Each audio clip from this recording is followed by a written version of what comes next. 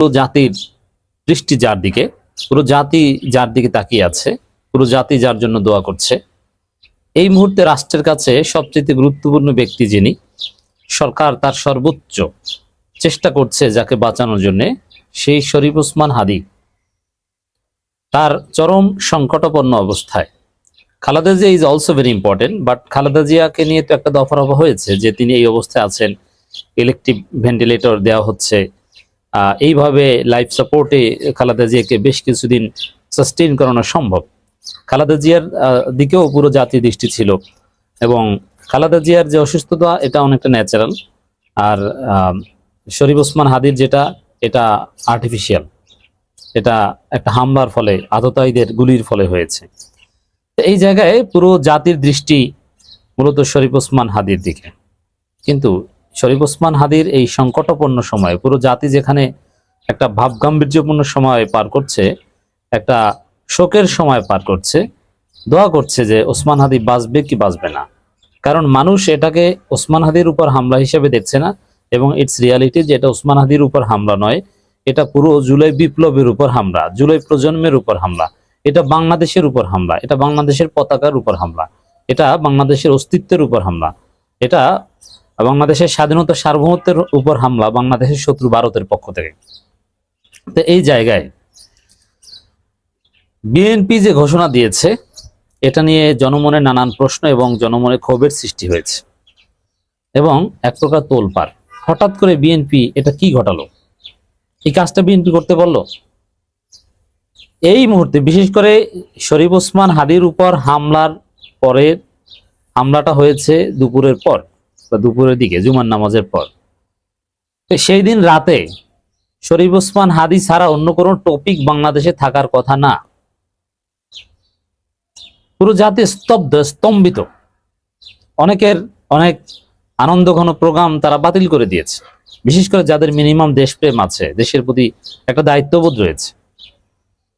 কিন্তু কিছু গারল আছে, দেখবেন যে আমাদের ঢাকা শহরের অভিজাত এলাকাগুলোতে, আমি দেখেছি, আমার বাসার আশেপাশে গুলশানের বিভিন্ন জায়গায় দেখেছি, যে পাশের ফ্ল্যাটে একজন মারা যায়, পাশের ফ্ল্যাটে তারা গান শুনে। মানে ওদের মিনিমাম কমন সেন্স বা মানুষের প্রতি যে একটা দায়বদ্ধতা, এগুলো নেই। দেখতেও যায় না পাশের ফ্ল্যাটে কেউ মারা গেলে, অসুস্থ হলে জানাজা তো পড়তেই পারে না। বিশেষ করে ঢাকার অভিজাত এলাকাগুলোতে বাংলাদেশি নাম নাম কস্ত মুসলমান তাদের মধ্যে দেখেছি। এরকম কিছু অশিক্ষিত মূর্খ আছে, কাগজে কলমে শিক্ষিত হলো। বিএনপি অনেকটা এরকম কাজ করলো। যাদের মধ্যে দেশপ্রেম আছে তারা কোনো সেলিব্রেশন, কোনো আনন্দ, বিশেষ করে যারা রাজনীতির সাথে রিলেটেড, তারা অ্যাটলিস্ট শরীফ ওসমান হাদীকে কমায় রেখে যেদিন হামলা হয়েছে ওই দিনেই, মানে 12ই ডিসেম্বর রাতে কোনো আনন্দ উদযাপন করতে পারে না। এটা সন্দেহজনক। দর্শক, বিএনপি কি করেছে? মির্জা ফখরুল, বিএনপি হঠাৎ করে জরুরি সংবাদ সম্মেলন ডেকেছিল।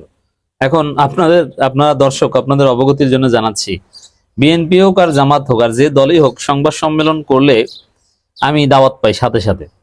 আপনারা তো দেখেন সংবাদ সম্মেলন, কিন্তু সংবাদ সম্মেলনের আগে যে দাওয়াত দেওয়া হয়, ওই দাওয়াত আমি পাই।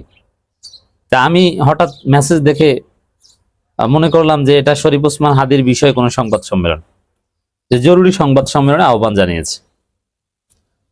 আমি প্রথমে ভেবেছিলাম যে এটা শরীফ ওসমান হাদীর বিষয় সংবাদ সম্মেলন, কিন্তু পরে দেখলাম যে না, মির্জা ফখরুল ঘোষণা দিচ্ছেন যে আপনাদের অত্যন্ত আনন্দের সাথে জানাচ্ছি একটা আনন্দের খবর।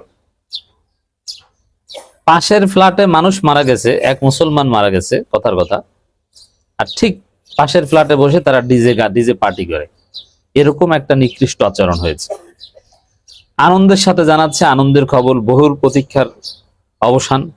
মানে তারেক রহমান দেশে আসবে, এই ঘোষণার কথা বলছি। তবে তারেক রহমান দেশে আসবে, আপনারা বলছেন 25 ডিসেম্বর, আসবে কি আসবে না এটা আলাদা আলোচনা।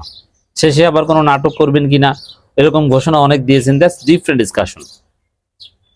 বাট 25 তারিখ আসবে, এই ঘোষণাটা তো আপনারা 2-1 দিন পরেও দিতে পারতেন, কিন্তু ঘোষণা দেওয়ার এমন কি জরুরত ছিল? আর এই ঘোষণাটা তো অবশ্য আনন্দের।